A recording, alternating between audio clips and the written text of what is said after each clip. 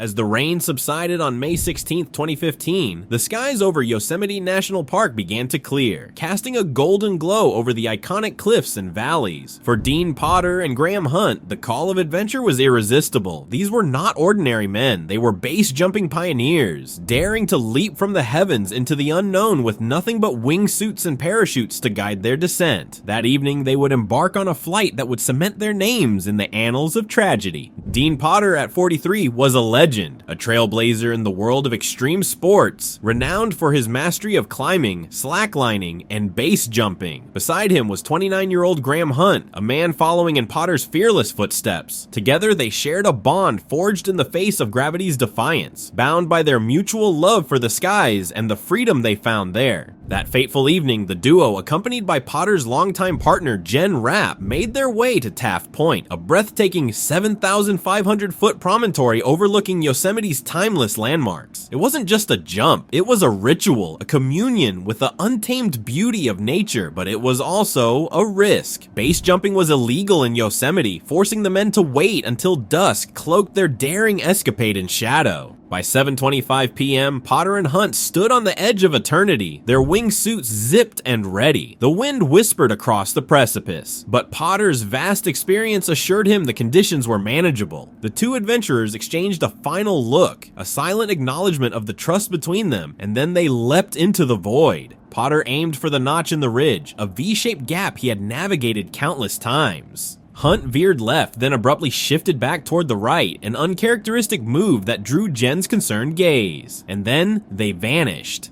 A sharp, chilling noise pierced the air. A second, duller thud followed, echoing through the valley like a heartbeat fading into silence. Jen froze, her mind unwilling to process the implications. She waited, staring into the abyss, desperate for the signal, a flare of a parachute, a triumphant shout, anything to break the growing dread. But the valley remained eerily still. Hours passed, and when Potter and Hunt failed to return, Jen's fears became undeniable. She contacted Graham's girlfriend, Rebecca Haney, and together they alerted Yosemite's Chief of Staff, Mike Gauthier. The search began, every second carrying the weight of hope and dread. The first light of dawn on May 17th revealed the devastating truth. A California state helicopter spotted the crash site. Rangers descended to the jagged rocks below and confirmed the worst. Both Dean Potter and Graham Hunt were gone. Their bodies were recovered, their wings forever clipped. At Taft Point, where they had last stood together, friends and admirers created a shrine. A beer can, feathers, Tibetan prayer flags, and a photograph of Potter. It was a quiet tribute to men who had dared to dance with death on their own terms. The exact cause of the tragedy remains a haunting mystery. Did Hunt's veering maneuvers create a turbulent air pocket that doomed Potter? Or did Potter, witnessing Hunt's fatal crash, lose focus in a moment of heartbreak? The only witness to the final seconds of their flight was the silent valley itself. Yosemite, eternal and unyielding, remains both a witness and a guardian of their story. Its cliffs and skies now echo with their legacy, a reminder of humanity's unyielding spirit, the beauty of risk, and the fragility of life on the edge.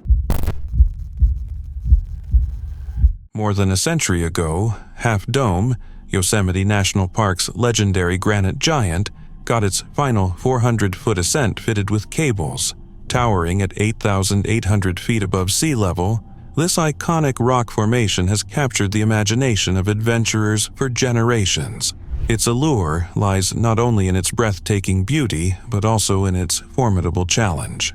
The 17-mile round-trip trail is a grueling test of endurance, culminating in the infamous Cable Route, a steep, heart-pounding climb where hikers must pull themselves up using cables bolted into the rock. For those who conquer it, the reward is an unrivaled view of Yosemite's splendor. Danielle Burnett, a 29-year-old nature lover, was one of many who felt the irresistible pull of Half Dome's peak. Danielle, a social media manager from Lake Havasu City, Arizona, had a deep love for the outdoors.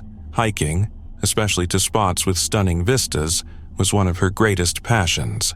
On September 5, 2019, she arrived at Yosemite, ready to take on Half Dome. She had secured a highly sought-after permit through the park's lottery system, a requirement for anyone attempting the challenging trek.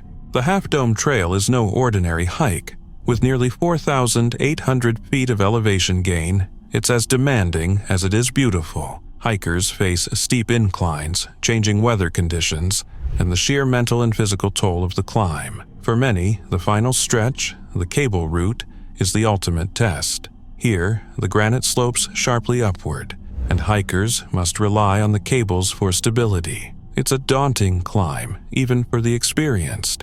Danielle, however, seemed ready for the challenge. The hike began smoothly for her. Step by step, she made her way up the trail, joining countless others who had taken on the same journey. But as Danielle reached the cable route, the weather began to change.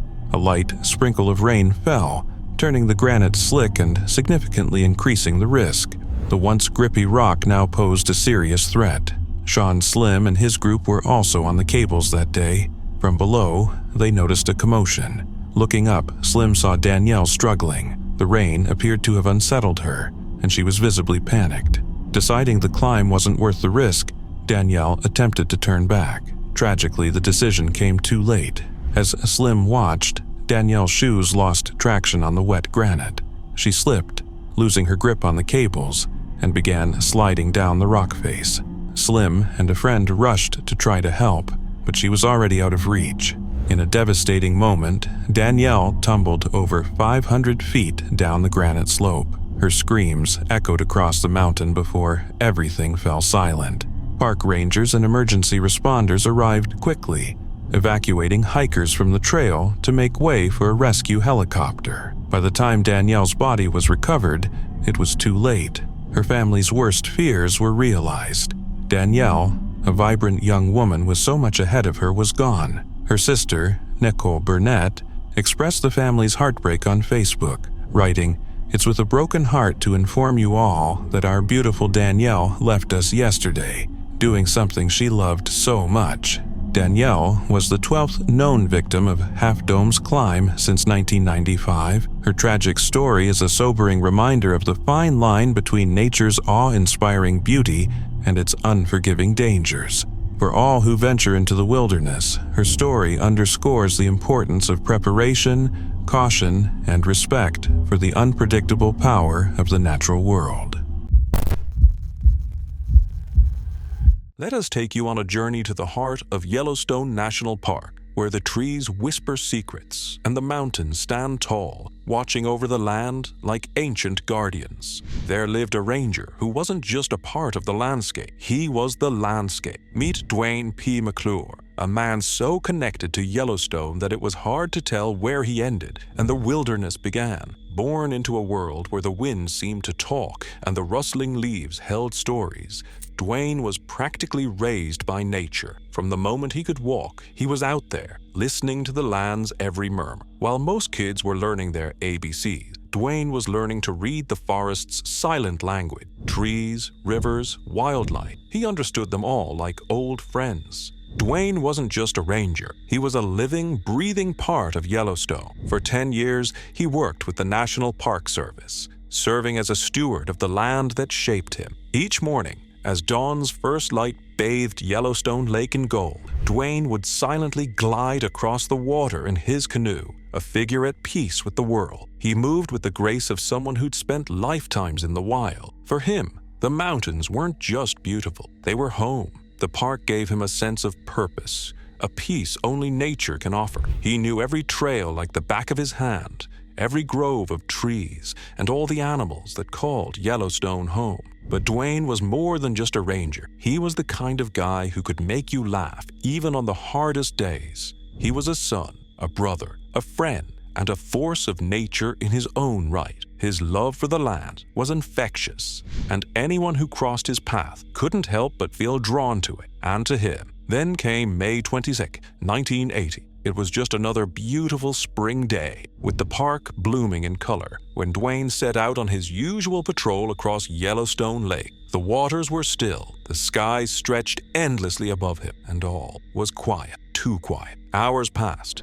and Dwayne didn't return. His radio calls went unanswered, and soon worry turned into panic. Rangers and volunteers who had known Dwayne like family rushed to search the lake, but despite their best efforts, they found only one thing: his canoe, capsized and abandoned. It was a chilling sight. like the lake itself had swallowed its guardian, keeping its secrets hidden beneath the surface. Despite an intense search, Duane was never found. The wild, which he had loved so deeply, had kept its silence. Years passed, and though the mystery of his disappearance lingered, Duane's legacy didn't fade. His life became a symbol of the sacrifices made by those who dedicate themselves to preserving the wild. As the seasons changed, the story of Duane P. McClure continued to echo through Yellowstone. His spirit, forever entwined with the wind, the water, and the land he adored, still whispers across the park he once called home.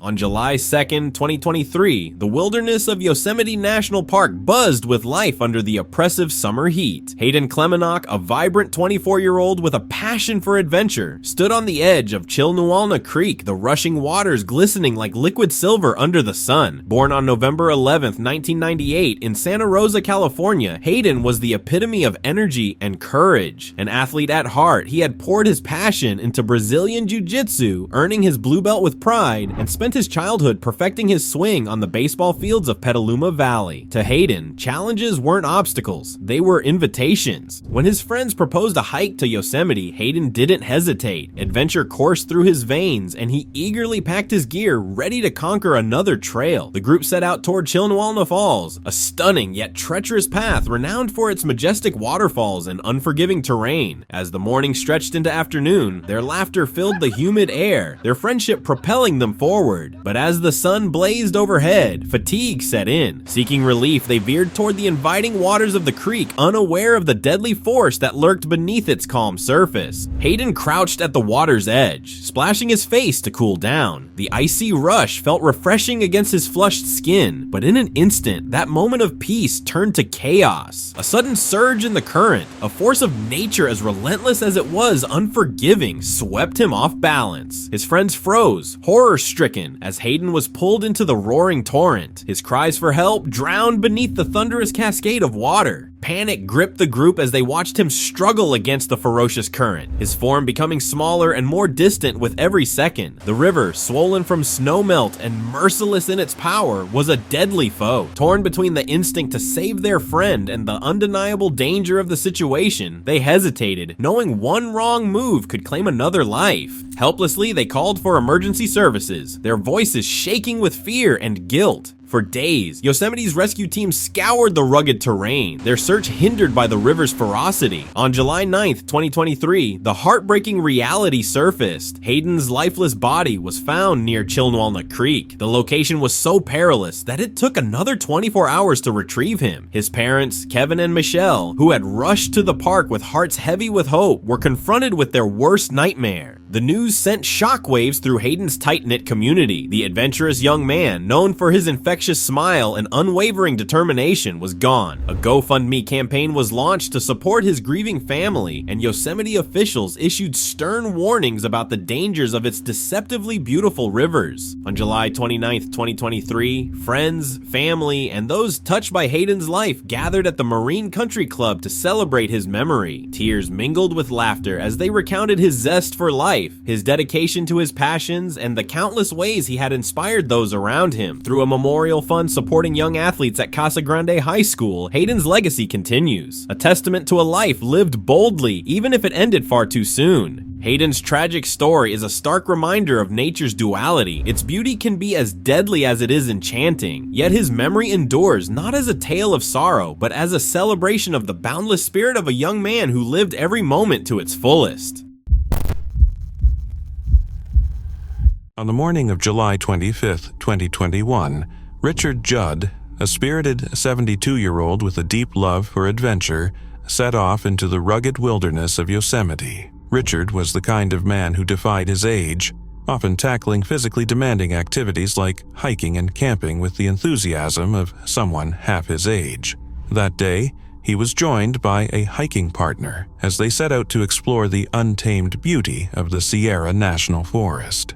Their journey began at the Quartz Mountain Trailhead, about 23 miles south of Lower Merced Pass Lake. There was excitement in the air as the duo prepared to embark on a classic backcountry adventure. Richard, dressed in a blue shirt and gray pants, was the epitome of a seasoned adventurer. Standing 5'11" and weighing 150 pounds, he moved with a quiet confidence, his backpack packed with all the essentials for the trip ahead. The duo parked their vehicle, made their final gear checks, and then ventured into the wilderness.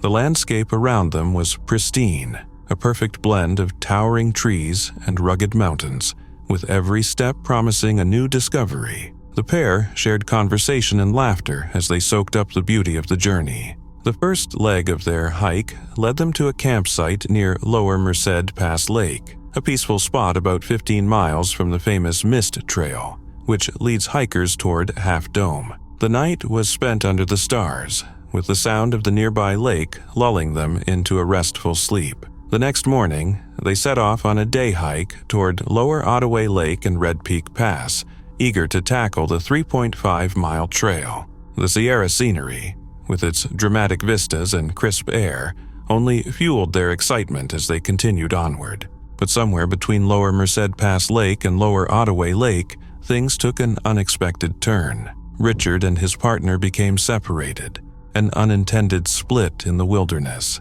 Perhaps Richard had surged ahead, lost in the beauty of his surroundings, or maybe he had stopped to rest and take in the view.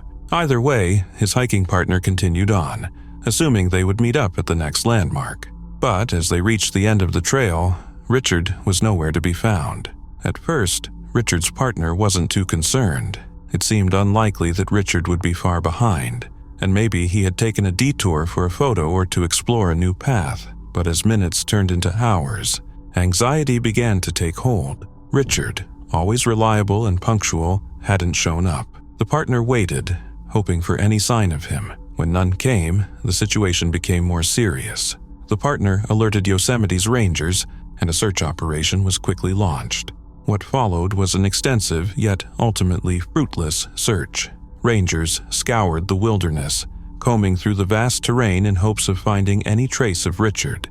But despite their best efforts, he had disappeared without a trace, as though the forest had swallowed him whole. His disappearance added yet another chilling chapter to Yosemite's long history of missing hikers, a sobering reminder of the park's wild and unpredictable nature. Yosemite's stunning vistas may inspire awe, but they also conceal hidden dangers. Between 2014 and 2019, Yosemite's search and rescue teams were called into action for an average of 240 missions each year. In 2020, an analysis ranked the park as the 14th deadliest national park in the U.S., with 28.1 deaths per 10 million visits, a stark contrast to its serene reputation as a natural paradise. For Richard, the wilderness that had been his source of adventure became an enigma. His fate remains unknown, a haunting mystery woven into the vast expanse of Yosemite's backcountry. To this day, Richard Jud's story stands as a cautionary tale for those who venture into the wild. While nature's beauty may be boundless, so too are its secrets. For all the majesty of the wilderness, it's impossible to ignore the danger lurking just beyond the trail.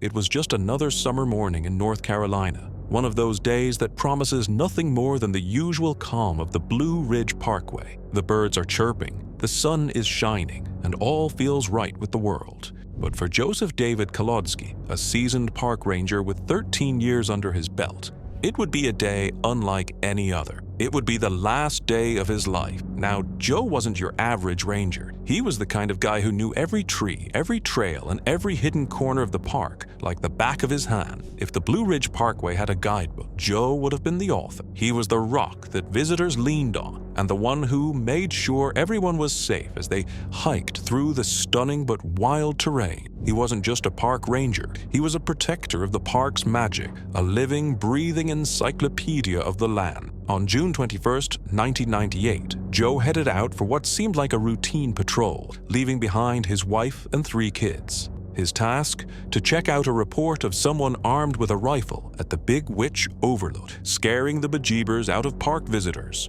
Just another day at the office, right? Well, not exactly. Joe, ever the professional, knew exactly what to do. He spotted the suspect from a distance and immediately radioed for backup. He kept his cool, staying out of sight while calmly planning how to handle the situation. Classic Joe, always thinking ahead, always ready for whatever the wilderness threw at him. But as he was about to approach the suspect, things took a wild turn. As Joe stepped out of his patrol car, the unthinkable happened. The person he was trying to help turned the tables and ambushed him, firing shots that shattered the park's usual silence. In the blink of an eye, a dedicated ranger's life was taken, and the tranquility of the park was broken forever. What followed was straight out of a bad movie. Another ranger arrived on the scene, only to find themselves caught in the crossfire. The suspect, ever the coward, bolted into the thick woods, disappearing into the very landscape Joe had spent years protecting. Despite heroic efforts from his colleagues and a quick response from emergency teams, Joe was airlifted to a hospital in Tennessee, where, heartbreakingly, he was pronounced dead. The park, once his safe haven, had become the scene of a devastating loss. The man responsible for Joe's death was eventually caught on the neighboring Cherokee Indian reservation. It brought some closure to the frantic manhunt and to the community. But let's be real, justice never really feels complete. Life without parole for the guy who took Joe's life didn't bring Joe back, nor could it fill the void in his family's hearts. Years have passed since that tragic day, but Joe's legacy is far from forgotten. Tributes, memorials, and stories keep his memory alive. Joe wasn't just a ranger. He was a mentor, a friend, a dad, and a husband. His life continues to inspire everyone, from seasoned rangers to those casual hikers who just wanted to enjoy the beauty he helped protect. His story isn't just about bravery. It's about the everyday, quiet heroism that goes unnoticed until tragedy strikes. As the seasons change and time moves on, the memory of that June day remains fresh. Joe Kodsky may be gone, but his spirit still lingers in the very land he dedicated his life to protecting. It's a reminder of the sacrifices made by the unsung heroes who keep our parks safe. They may not wear capes, but they sure make a difference. The dense, whispering trees of the Sierra National Forest hold secrets. Among them is the chilling tale of Sandra Johnson Hughes, a 53-year-old survivalist and lover of the wild who ventured into the wilderness and seemingly disappeared into thin air. What began as a solitary escape into nature turned into a sinister mystery that has left investigators and family haunted by unanswered questions. On June 26, 2020, Sandra shared her plans with loved ones. The chaos of the world, amplified by a global pandemic, had pushed her to seek solace in the mainland's rugged beauty after leaving her home in Hawaii. Known for her self-reliance and meticulous nature, Sandra was the epitome of a seasoned outdoors woman. Her destination, the Sierra National Forest, with the possibility of visiting Yosemite. As July began, Sandra made her way to Johnson's Meadow, a serene and remote area approximately 10 miles south of Yosemite. To those who knew her, this was Sandra's element. She thrived in the wilderness. But what transpired over the next several days would shroud her journey in mystery and darkness. On July 4th, hikers spotted Sandra walking barefoot through the forest, her face marred by a visible bruise. Concerned, they approached, offering help. She declined, insisting she was fine. This brief encounter would be the last confirmed sighting of Sandra before her trail went cold. The next day, officials discovered her campsite. It was a scene of inexplicable chaos. Her belongings, usually kept with meticulous care, were strewn haphazardly. Documents were scattered, gear left in disarray. It was as if someone or something had disrupted her tranquil retreat. Nearby, a second unsettling clue emerged. Sandra's silver SUV was found abandoned near Chiquito Creek, north of her campsite. The vehicle had crashed, though at a speed so slow it defied logic. What had caused her to veer off the path in such an isolated area? Theories swirled. Was she startled by an animal, or was there a far more ominous force at play? Days later, on July 12th, Sandra's sleeping bag was discovered 2.5 miles north of the SUV, just inside Yosemite National Park's boundary. The discovery deepened the mystery. Why had she traveled in that direction? Was she trying to signal for help, or was she fleeing from someone or something unseen? The wilderness offered no answers. Then, on August 9th, 2 hunters reported seeing Sandra near Portuguese Creek. The woman they described was thinner than in the missing person posters, dressed in overalls and a floral shirt. She was leaning against a tree, sipping water, and appeared oddly serene. This sighting rekindled hope, but Sandra's trail vanished again, leaving searchers baffled. For nearly a year, Sandra's case languished in eerie silence until July 2021, when the unexplainable resurfaced. The Gorba family, hiking near Shut-Eye Peak, stopped for lunch when their 3-year-old son, Caden, spoke of seeing a woman. "There's a woman in the meadow," Caden said, his voice chillingly matter-of-fact. "She's lying face down. Her legs are straight up. She can't talk or move." The family was stunned. They found nothing where the child claimed the woman had been. Subsequent searches by authorities yielded no evidence, yet Caden's words lingered, a haunting echo that hinted at a ghostly presence in the wilderness. To this day, the Sierra National Forest guards Sandra's fate like a jealous secret, its vast, tangled expanse offering only fragments of her story. Was she consumed by the unforgiving wilds, or did something far darker claim her? The disappearance of Sandra Johnson Hughes remains an enigma, her once vivid presence now a shadow cast over the Sierra's timeless beauty. As the forest grows and shifts, it carries the weight of her story, whispering to those who dare to listen, the truth is here, hidden among the trees. El Capitan, Yosemite's iconic granite giant, rises 3,000 feet into the sky, beckoning adventurers from around the globe. To some, it's a breathtaking marvel of nature. To others, it's just a ridiculously big rock.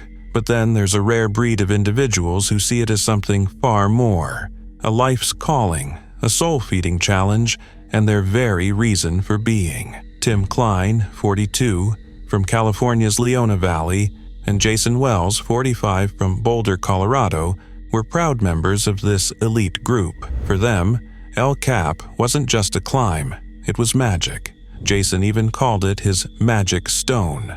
On the morning of June 2, 2018, the 2 seasoned climbers were doing what they loved most, speed climbing El Cap's free blast route on the Salate Wall. This wasn't their first dance with the monolith. Between them, they'd conquered El Cap nearly 200 times, with about 70 of those ascents as a team.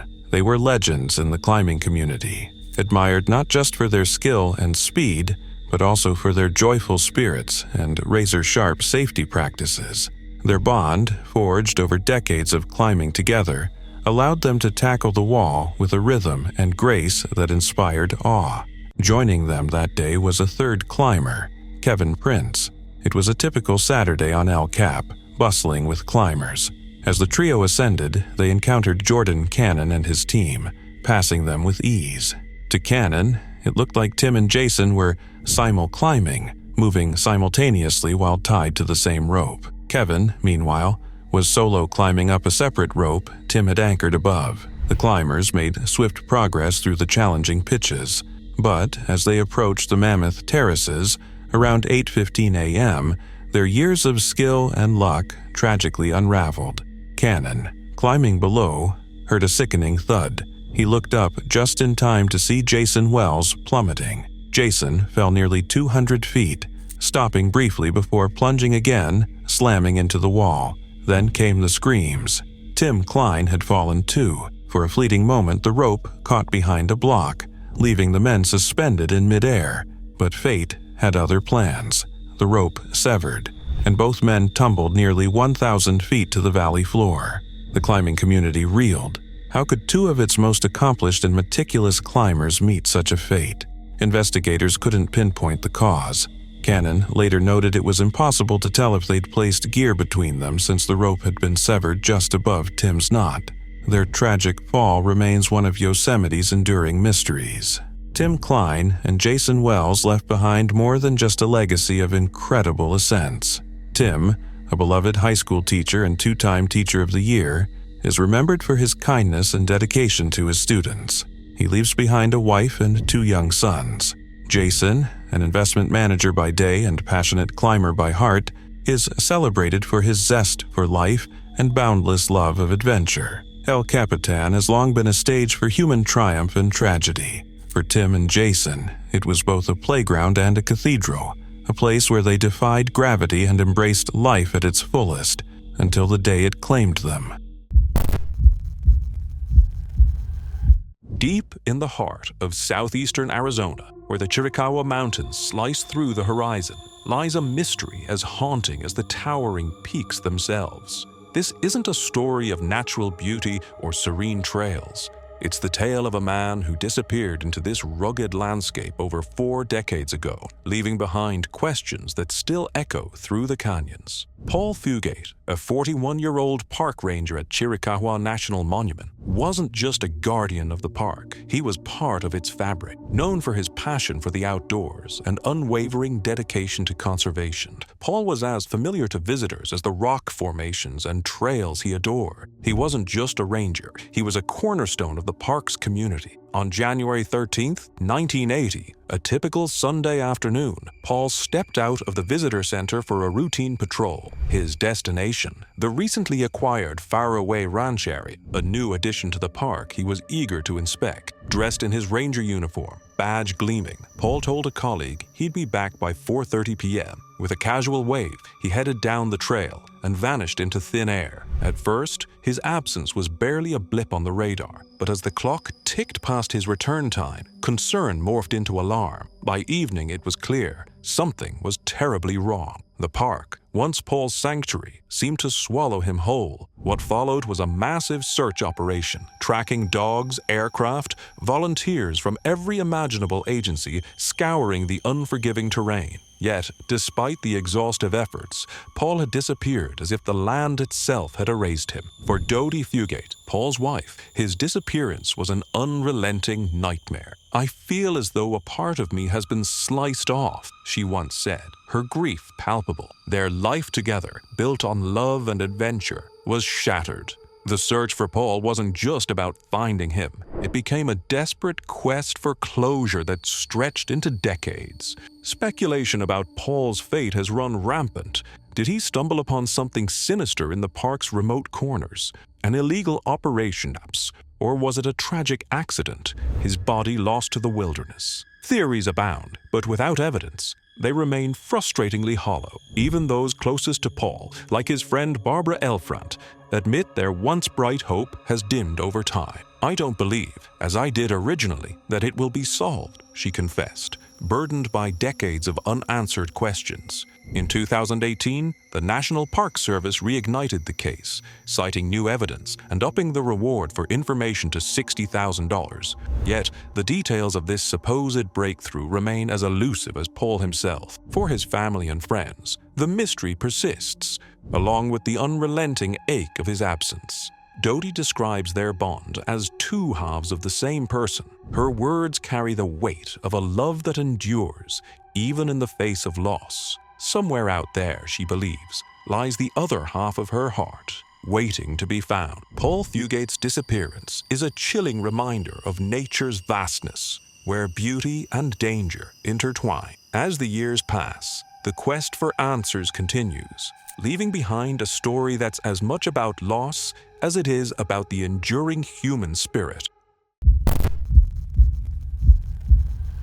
The first rays of sunlight spilled over the horizon on September 6, 2021, bathing Joel Thomazin in a warm, golden glow as he stood at the threshold of his home. His wife Amanda watched him with a bittersweet mix of pride and unease. Joel, a 31-year-old Army Reserve from Denair, California, hoisted his yellow and gray Kelty backpack onto his strong shoulders, ready to embark on a solo hike into Yosemite National Park, a place he had known and loved since childhood. This wasn't just another outing for Joel. With meticulous planning and military precision, he had mapped out a journey from Hetch Hetchy to Lake Eleanor, a remote reservoir cradled in the park's northwestern corner. His pack held all the essentials: a sleeping bag, a hammock, even a red inflatable kayak for the tranquil waters he hoped to conquer. His return was planned for September 9th. As they exchanged what seemed to be a routine farewell, Amanda couldn't shake an unspoken worry, a sense of foreboding she couldn't quite name. Joel was no novice. Standing tall tall at 5'10" and in peak physical condition, he was an experienced outdoorsman, a skilled hiker, and an adept canoeer. Yet, even the most prepared adventurers can't always anticipate the wilderness's secrets. The trek began as expected. Joel passed through the Hetch Hetchy Trail, greeted fellow hikers, and pressed on into Yosemite's rugged embrace. The serenity of the park welcomed him, the towering trees whispering in the gentle breeze. But as the hours turned to days, Joel seemed to vanish, disappearing as if swallowed whole by the very wilderness he cherished.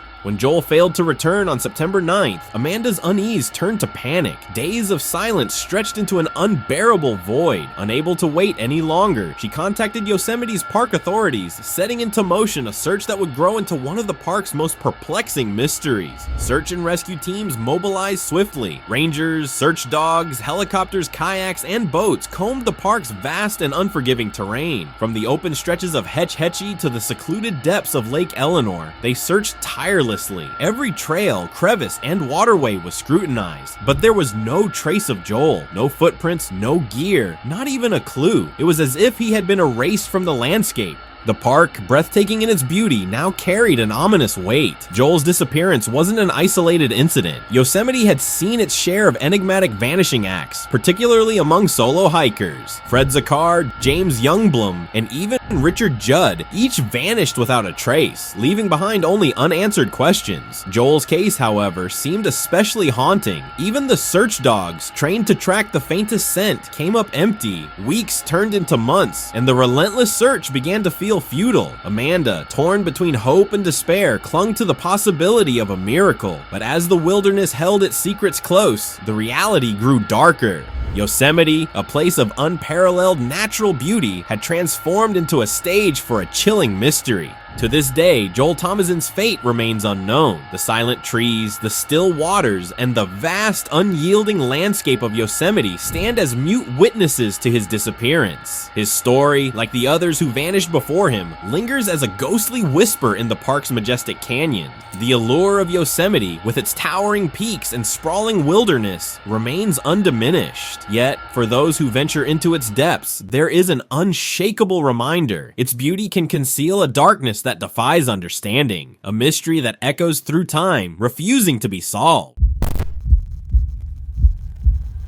On July 4th, 2023, the shimmering waters of Lake Yosemite gleamed under the golden summer sun, a lively hub of holiday cheer. Families filled the shorelines, spreading out picnic blankets, tossing frisbees, and snapping photos beneath the fluttering red, white, and blue banners. Kids darted about with sparklers in hand, their giggles blending with the rhythmic splash of swimmers and the distant hum of jet skis. Among the revelers soaking in the festivities was Brandon Mendez, a spirited young man with a contagious smile and boundless energy. For Brandon and his family, this man-made lake, a sprawling 500-acre reservoir, was the perfect spot to celebrate Independence Day. Lake Yosemite buzzed with activity. Jet skis zipped across its surface in daring arcs, kayakers paddled lazily along its edges, and swimmers splashed through its chilly, murky waters. Despite its allure, the lake lacked lifeguards, leaving safety in the hands of those bold enough to dive in. Brandon, known for his zest for life, wasn't one to shy away from an adventure. Standing at the edge of the pier, he seemed to radiate excitement as he prepared to join the throngs of swimmers enjoying the water's cool reprieve. With a wide grin and an enthusiastic leap, Brandon plunged into the lake. The splash drew a few glances from nearby families, but soon all eyes returned to their own celebrations. For a moment, Brandon's dive was just another scene in a joyful mosaic of summer fun. But as seconds turned to minutes and Brandon didn't resurface, the carefree energy that filled the day began to waver. At first, his family remained calm, scanning the surface of the lake and calling out his name. But with no sign of him, their worry quickly turned to panic. Frantic now, they combed the water near the pier, shouting for Brandon, their voices edged with fear. By 4:17 p.m., the growing sense of dread prompted them to call the Merced County Sheriff's Department. Officers arrived swiftly, organizing a search effort as the family described Brandon's last moments. Hope hung in the air as divers entered the lake, but the task before them was daunting. The water, churned by hours of activity, was dark and murky. Its depths, reaching up to 53 feet, were cold and uninviting, a sharp contrast to the bustling scene earlier that day. Time dragged on, each passing hour adding to the heaviness of the search. Finally, at 9:35 p.m., the sheriff's dive team made the heartbreaking discovery. Brandon's body was recovered from the lake, shattering the faint hope that had sustained his family. The joyous celebration that began the day had ended in unspeakable tragedy. Brandon Mendez, a beloved young man, promising athlete and cherished member of his community, was gone. In the days that followed, the loss was felt deeply across Merced. A candlelight vigil at McNamara Park brought together family, friends, and teammates who shared stories of Brandon's infectious spirit. His soccer team, Merced United, mourned not just the loss of a talented player, but a close friend who had been gearing up for an exciting tournament. What had started as a day of laughter and celebration became a somber reminder of nature's unpredictability. Lake Yosemite, once alive with splashes and cheers, now stood silent, holding the weight of a life lost too soon. For Brandon's family and the community, the 4th of July would forever bear the shadow of that devastating day, a reminder of the fragility that lies beneath life's most vibrant moments. It was supposed to be the perfect New Year's Day, a fresh start in the crisp, snowy air of Mount Rainier National Park. Picture it, towering peaks, towering trees, and the kind of quiet that only a winter wonderland can offer. People were arriving, eager to ring in 2012 with a little mountain magic. But what began as a serene winter paradise quickly descended into chaos and heartbreak. Enter Margaret Anderson, a 34-year-old park ranger, mother of 2, and a beacon of dedication and warmth. Everyone who knew her would tell you she was the very definition of a park ranger, brave, compassionate, and always ready to protect the park and its visitors. Her smile could light up the coldest of winter mornings. But on this particular morning, Margaret was about to face something no one could have predicted. Out there in the snow, far from the peaceful embrace of the park, a man named Benjamin Colton Barnes was on the run. A former soldier with more than his fair share of demons, Barnes had just been involved in a violent incident in a Seattle suburb. And where did he think he could escape to? The calm beauty of Mount Rainier, of course. Because if there's one thing a guy on the run wants, it's to make a break for it through the wilderness. Right? As the park's visitors enjoyed the snowy beauty, a checkpoint was set up to make sure everything was safe and sound. That's when Barnes, in full military gear and probably thinking he could outrun the law, blasted right through it. His goal? Paradise. Literally, paradise is a place in the park, but it's also a word that perfectly summed up what he was hoping to find: peace, isolation, and perhaps a place to disappear for good. Margaret wasn't about to let that happen. Stationed at the checkpoint, she got the call. Without missing a beat, she and her fellow ranger, Daniel Kamich, set up a roadblock, determined to stop Barnes from reaching the heart of the park, where families were out, enjoying the snow. This was no place for a man like Barnes, and Margaret wasn't going to let him ruin what should have been a peaceful day. But the standoff turned violent fast. Barnes, desperate and armed, opened fire without warning. Margaret didn't stand a chance. In an instant, her life was taken. Her bravery, however, meant that the carnage could have been so much worse. By stopping Barnes from reaching paradise, she likely saved countless lives. Her sacrifice was the ultimate act of courage. What was once a serene landscape now echoed with grief. The peaceful sounds of nature were replaced by the harsh clamor of a manhunt. Law enforcement flooded the area, determined to track down Barnes. And, true to form, the wilderness swallowed him up. Eventually, he was found and met a tragic end in the very wilds he tried to escape into. But Margaret's story is more than just one of tragedy. It's a reminder of the dangers those who protect our national parks face daily. Her love for the land, her unshakable sense of duty, and her willingness to make the ultimate sacrifice will forever be etched into the park's history. The park that Margaret loved will always remember her, and so should we. That cold January morning is a reminder that life is fragile, and yet the spirit of those who dedicate themselves to protecting our wild spaces is unbreakable. Margaret Anderson's legacy will live on, forever intertwined with the park she loved and served.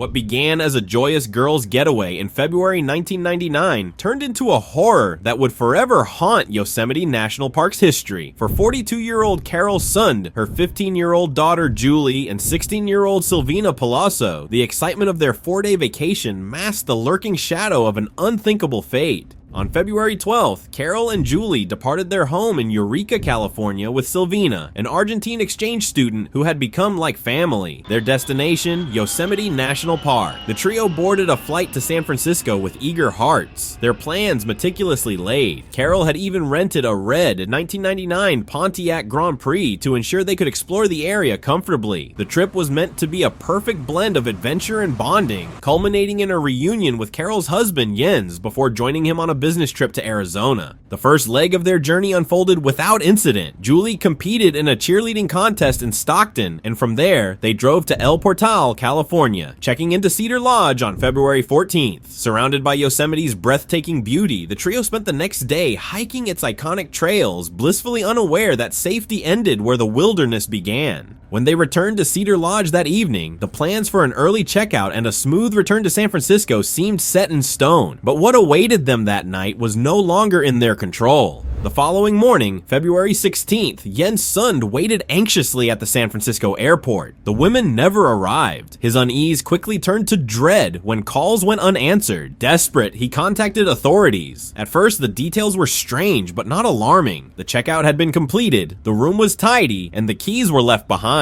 Yet there was no sign of Carol, Julie, or Silvina. Even the Pontiac Grand Prix had vanished. The search began immediately. Rangers, local police, and volunteers combed Yosemite's vast terrain. Days turned to weeks. Then, a chilling clue surfaced. Carol's wallet was inexplicably found in Modesto, miles away. It was intact, raising disturbing questions. Were they alive? Had they been taken? The suspense deepened. The devastating breakthrough came on March 18, 1999, more than a month after their disappearance. The Pontiac was discovered, burned, and abandoned in a remote area of Stanislaus National Forest, known locally as a dumping ground. Inside the charred vehicle, investigators found the unrecognizable remains of 2 bodies. They were later identified as Carol Sund and Silvina Palazzo. Forensic analysis confirmed the unthinkable. Both women had been murdered, but Julie was missing. The possibility that she might still be alive lingered, a faint glimmer in an otherwise grim case. Then, a week later, a taunting note arrived. "We had fun with this one," it read, scrawled in chilling handwriting. It included a map marking Julie's location. On March 25th, near Lake Don Pedro in Tuolumne County, searchers found her body. Severely decomposed, Julie had suffered a brutal death. Her throat had been slashed. The heinous nature of the crime shocked the nation.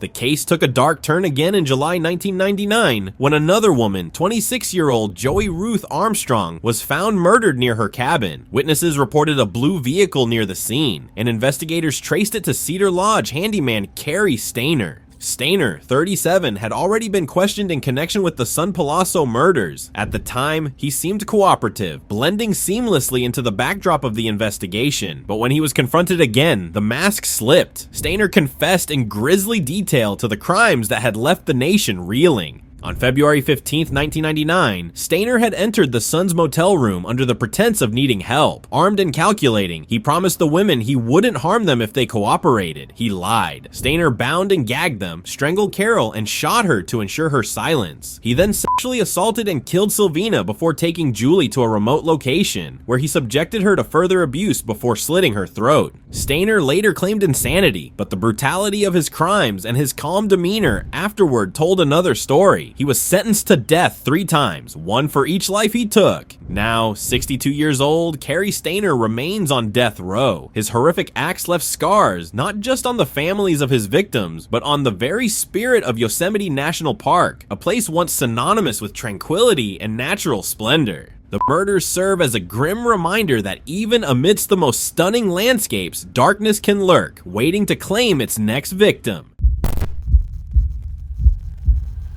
Tomer Frankfurter wanted one thing as he climbed over the edge of Yosemite's Nevada Fall, a jaw-dropping photo to crown his U.S. adventure. He wasn't afraid. Why would he be? At 18, fear isn't on the radar.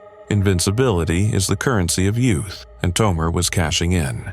It was September 4th, 2018, and Tomer, on a 2-month tour of the U.S., had a full itinerary ahead of him before returning to Israel to begin his mandatory military service. For now, though, he was soaking up Yosemite's grandeur, joined by a family friend from Fresno. The duo had chosen the iconic Mist Trail, a hike known for breathtaking scenery and equally breathtaking effort.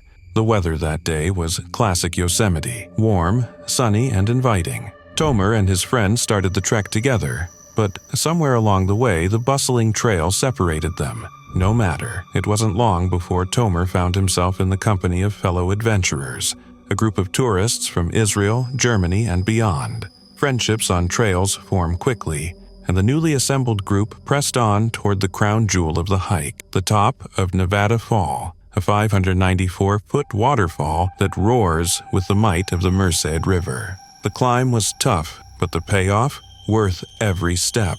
The summit offered a panorama straight out of a postcard, the valley sprawling beneath the cascading water.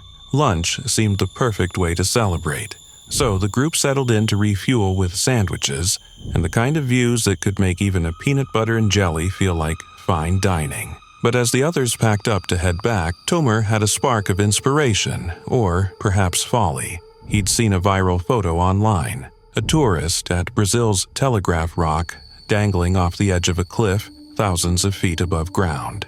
The catch? That Brazilian cliff was a trick of perspective, a mere 3 feet off the ground.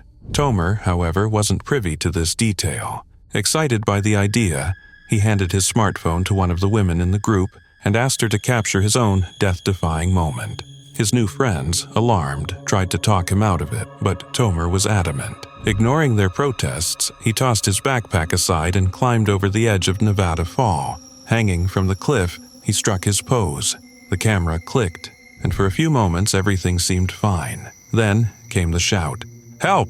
At first, his companions thought he was joking, but when they saw his arms trembling, his grip faltering, the mood turned to panic. Several rushed to his aid, reaching desperately to pull him back, but the slick sheen of sweat on his arms made it impossible. There was nothing to hold on to, no rope, no safety net. And then it happened. Tomer slipped. In an instant, he plunged nearly 600 feet to the rocks below, near the Merced River. He died on impact, leaving the group horrified and helpless. Tomer Frankfurter's tragic story is a somber reminder that even the most picturesque places demand respect. Yosemite's beauty may be timeless, but it's also unforgiving, an awe-inspiring reminder that nature doesn't take risks, it simply enforces them. In July 1996, a haunting story unfolded in the sprawling wilderness of Sequoia and Kings Canyon National Parks in the heart of California's Sierra Nevada. It's a tale of nature's grandeur, human devotion, and the unsolved mystery of Randy Morgansson, an experienced backcountry ranger whose disappearance still echoes through the mountains he called home. Born in 1945 in Yosemite Valley, Randy's connection to the wild was lifelong. Raised in the shadow of granite cliffs and towering sequoia, he graduated from Yosemite Valley School and later dedicated 28 seasons to patrolling Sequoia and Kings Canyon National Parks. For Randy, these parks weren't just a job, they were a sanctuary. Known for his encyclopedic knowledge of the High Sierra, he was a quiet protector of the land, spending his mornings savoring coffee in the sunrise before setting out to preserve the wilderness he loved. Randy wasn't just a ranger, he was a guardian. His friend George Durkee recalled his calm demeanor and knack for ensuring the safety of visitors while safeguarding the pristine beauty of the park. He detested litter, humorously calling careless visitors snus americanus, and often carried sacks to collect garbage left behind. His work wasn't just a duty, it was a personal mission to ensure future generations could enjoy the wilderness as he had. On July 21, 1996, Randy set out from his station at Bench Lake for a routine patrol, planning to return in 2 to 3 days. A note left on his tent outlined his route, but in a minor slip, he mistakenly dated it June instead of July. He packed lightly, leaving behind his revolver, a choice that suggested he anticipated no trouble. But Randy never returned. Days passed without a radio check-in, and when his absence was noticed, his colleague Rick Sanger discovered the note and reported him missing. The search that followed was one of the largest in National Park Service history. Over 100 personnel scoured the rugged terrain, but not a single clue was found. It was as if Randy had vanished into thin air. Investigators uncovered hints of emotional struggles in Randy's personal life. A recent divorce and bouts of depression had weighed heavily on him. He had shared feelings of deep loss and questioned his life's worth, leaving those close to him wondering if these struggles had played a role in his disappearance. For years, Randy's fate remained a painful mystery. Then, in 2001, his remains were discovered near a creek in a gorge. It appeared he had suffered a tragic accident, likely falling through a snow bridge and succumbing to his injuries. Hidden beneath snow and ice, his body had been concealed from the massive search efforts. Theories about Randy's disappearance remain varied. Some speculate he might have staged his death to secure benefits for his ex-wife, while others accept it as an unfortunate accident. Whatever the truth, Randy's story is a poignant reminder of the beauty and unpredictability of the wilderness. Randy Morgansson's legacy lives on in the trails he patrolled and in the memories of those who knew him. His life and disappearance are a testament to the delicate balance between humans and nature, a relationship filled with wonder, danger, and enduring mysteries.